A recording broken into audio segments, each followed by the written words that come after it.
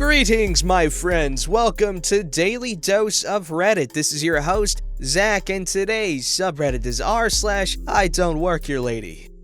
Alright, this story's called, I'm told to clean the table when I'm not on, and I end up teaching a guy some manners. Here's the cast. There's me, take a wild guess, Hispanic guy. This is a bit of a different kind of I don't work here lady story, considering I did work here, but the circumstances make it so I couldn't at the time. So, long time ago, I worked at Denny's, most underappreciated, overworking, underpaying job ever. Glad I left when I did, as a services assistant. This basically means I'm the janitor and the dishwasher. The work itself was okay, and I was friends with the majority of my coworkers, but the hours were terrible. Pitch black morning hours and being on call. And I eventually had fewer than 20 a week, so I left when I found a new job. As is part of my expected job duties, I am supposed to clear tables with a tote and spray it off with disinfectant, cleaning it as needed as well. This is actually very much the waiting staff's job,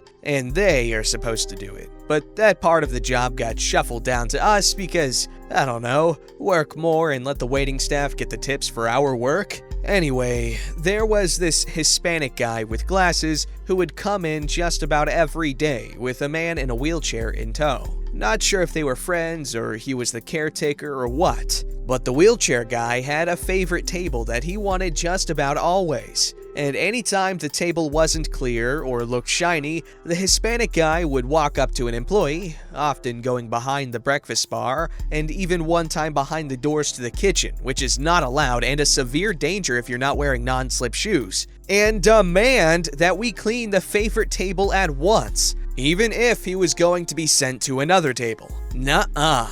This table, every time. Shiny and perfect, or no tip to anyone. My nose is stuffy, hold on. Alright, I'm back. Anyway, I did what I could to keep up on all tables, making sure they were clean and sprayed off before people would be sat there. But often enough, the charming Hispanic man and his friend in the wheelchair would enter when I was on a break or lunch hour. And I would usually spend my lunch break with my apron, name tag, and cap off, sitting at a chair at this small breakfast bar in the corner, whether I was eating, playing on my phone, or just enjoying the sensation of being off my feet for a bit. As a result, I still looked like an employee, despite the obvious lack of a uniform, and that I was not working at the moment, albeit a lazy one. So, this would happen if the table was not clean. The Hispanic guy and wheelchair man came in, and I was on break. He'd straight up walk over to me and put his hands on his hips,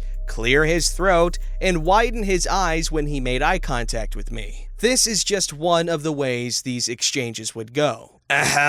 Looking up from my phone, often while eating. Yes? Our table is not clean. Oh, I'm sorry about that. I can see about getting someone to come over and... You'll do it. Now. I'm afraid I can't, sir. Sure you can. We don't have all day. I'm on my lunch break. When that is the case, I won't work. Not because I don't want to, I'm not legally allowed to. Oh, please. You're not on break. You just don't want to work. I actually am on my break. Labor laws dictate that I can get in trouble if I work on my break. I've offered to take time out of my break to flag someone down for you. Just clean the table for us. We need to eat. I point to another corner of the restaurant. There's a waiter over there. He'll help you. As I said, I can't work right now. Why can't you just clean the table for us? It takes like 1 minute. This is something I've actually told him at one point. Not caring anymore about his feelings, I say.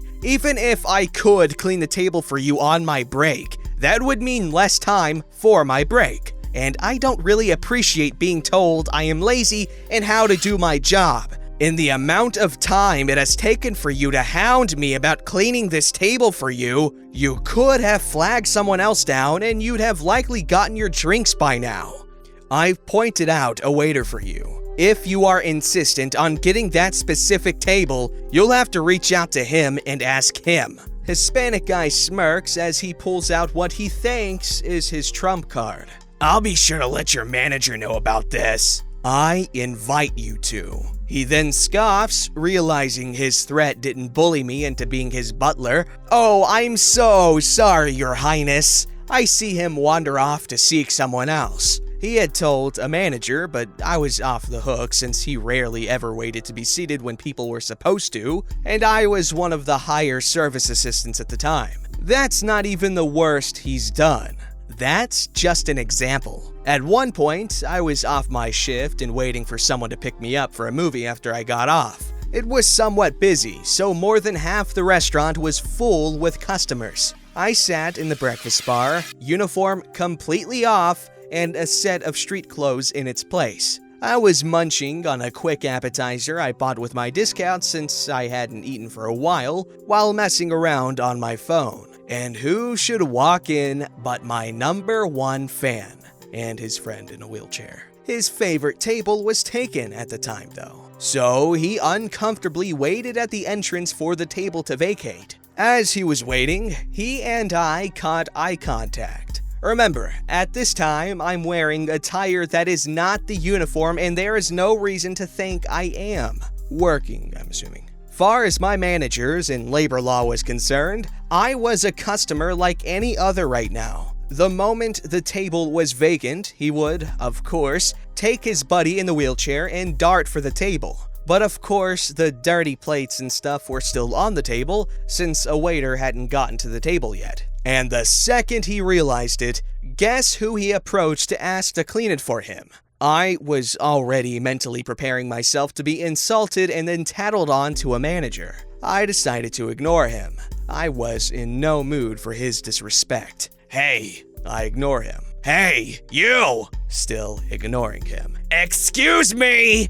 Actually tapped my shoulder hard with his finger. I reluctantly face him, with my teeth gritting from him actually getting physical. What? Our table needs to be cleaned! I decided to take a more arrogant approach this time since I wasn't actually on the clock. I'm sure there are some waiters that would be happy to clean it off for you as soon as they get a chance. See if you can flag one down. Clean our table for us!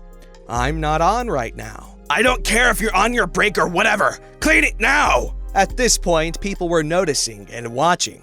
I slowly turn and face him. I am not on right now! Just clean our table. I've got no time for this. I will not clean your table, since I am just a customer right now. Same as you. And go ahead and report me to the manager. They will tell you to leave me alone since I am not an employee at the moment. But we need to eat. We're in a rush, and no one else will do it for us. You have to. That's really unfortunate. However, if you're in a rush and need to eat, there's a few convenience stores and fast food places down the street where you can get food quickly. And again, I am not working right now. I'm a customer.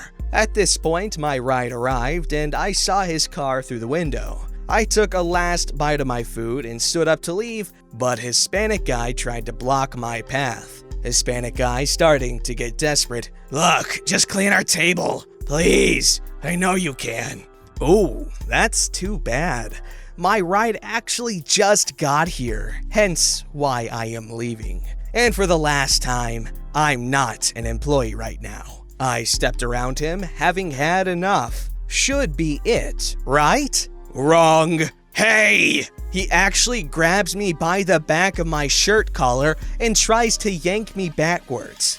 I should mention I am a green belt in Kung Fu. I know how to defend myself. Out of reflex, I stomp one foot behind me, spin to the left while putting my left arm behind me, twirling it in a circle to grab his wrist. At the same time, I used my right hand and put pressure on his upper arm while holding his wrist with my left hand and pushed it down. Basically, I caught his arm and was bending it against the elbow. He was startled by the move and sudden reflex and started squealing at the counter I just did.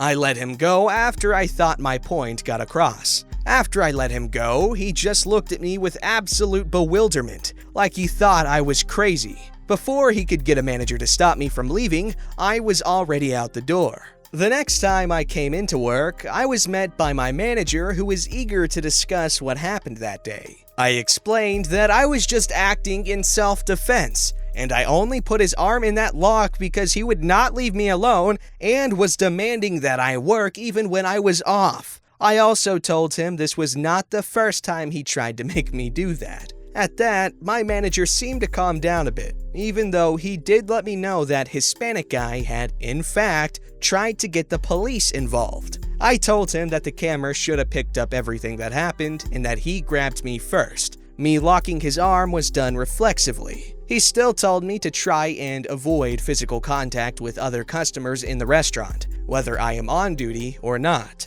I understood and apologized for it. Ever since that day, whenever a Hispanic guy saw me, on duty or not, he would whisper to his buddy in the wheelchair but would steer clear of me. I was fine with that. Edit. Okay, some of you are on fire about a few things. Firstly, me calling him Hispanic guy is not meant to be racist or calling out Hispanics at all. I have Hispanic friends and my younger half-brother is Hispanic. I was merely being descriptive as to who he was. Secondly, me mentioning that I'm a green belt in Kung Fu halfway through the story as I'm describing the assault is not to sound like a badass. It was to give context as to how I knew how to perform the arm lock. Me doing it against a Hispanic man was also not at all about race.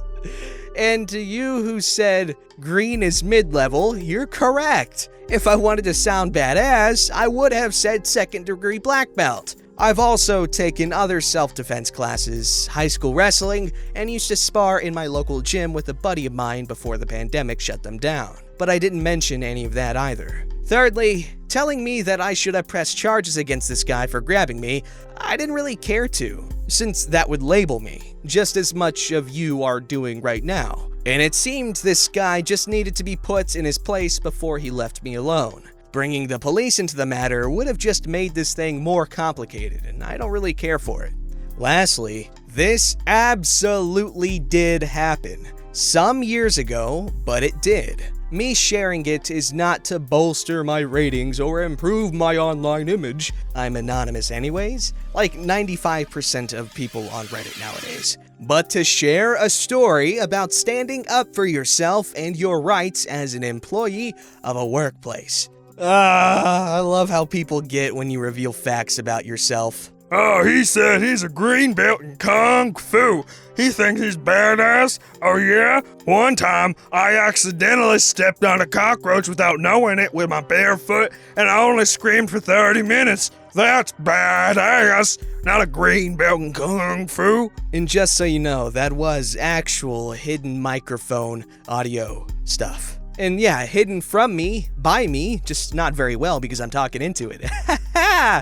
Alright, this story's called I Don't Work Here, I Live Here! A simple reverse to the I Don't Work Here Lady. More than 10 years ago, my partner and I ran our design business out of an old warehouse converted to live workspaces. We leased one space to live and another for our business with a third partner and 2 employees. The landlord who converted the space, wanting to give back to the area, created a large dance performing and practice space. A small dance company picked up the lease and rented out the space when they weren't using it. This created more than a few problems between the dancers and the live work tenants. Dance Karens and Kevins and musicians would pay their $15 for an hour or two, believing they had the right to be as loud or obnoxious as they wished, ignoring the fact that the live work tenants paid between $1,500 and $2,500 a month for a nice place to live and or work. Dancers would strip naked in the hallway and change into their dance clothes before going in the studio space. We were told often, just as we walked in the door, to be quiet, there is a performance underway. I can't tell you how often we would walk down to the laundry room to find grungy, skid-marked underwear and clothes in piles outside the studio door. As mentioned above, we had 2 spaces. We lived directly above the building's lobby, and our workspace was directly above the dance studio. I'm a fairly easygoing bloke, as I believe most large men are, think Great Danes. I have never thrown a fist in anger or even been in a fight. My size might have a lot to do with that, but I have always preferred talking out disputes. Well, one evening, around 9 or so, our partner was working late while we had retired to our living space. This evening was particularly noisy. Drums and dance sticks pounding out staccato rhythm to oppressively loud music. Our partner isn't as easygoing as I, and I knew it had to be even louder in the design studio. It wasn't long before I heard him take a rubber mallet to the floor and add his own pattern to the tumult. He'd done it before. I don't think it hurts to give noisy folks a reminder that they aren't the only ones in the world, but I prefer to do it gently, in person. As I sat on the couch, pretending to be able to hear the news, an unknown dance Kevin threw our door open, stalked up to my wife, and started yelling about how they paid their $15 and they could do whatever they want. I sat and waited for the first break, and with a little bit of a raised voice said, "You just broke into a private residence." Dance Kevin started in again, so I raised my voice again and repeated the statement as I stood up. He stopped mid-rant, took a look around, and immediately started to back up. The apologies started as he fumbled with the knob. I got out one more, "This is my private residence," before he ducked out of the door. I then locked the door. Yeah, it should have been locked all along. The music was off and quiet within 2 minutes, and we never saw him again. My wife went over to see if she needed to mop up anything. There were many other incidents between Dance Kevins and tenants, but this seemed to be the beginning of the end. Within a year, the dance space was converted to more live workspace. It provided higher rent for the landlord and got rid of a lot of problems. Long story short, Dance Kevin angrily bursts into a private residence, turns tail, and runs away. Yo, skid marks? You see, they piqued my interest when they mentioned, the naked dancers, because obviously, and then they mentioned the skid marks. And then I was really interested. I'm kidding, obviously. Geez, I hate that I have to clarify that. But wow, that's quite the tale there of dancing Karens and Kevins. That was such a funny name. So yeah, I hope you guys enjoyed the story, and make sure you check out Daily Dose of Memes in the description down below. And the name is a lie, but frequent-ish dose of memes does not sound nearly as catchy as Daily Dose of Memes. They're both very beautifully generic. Don't forget to like, subscribe, and hit that bell to never miss an episode.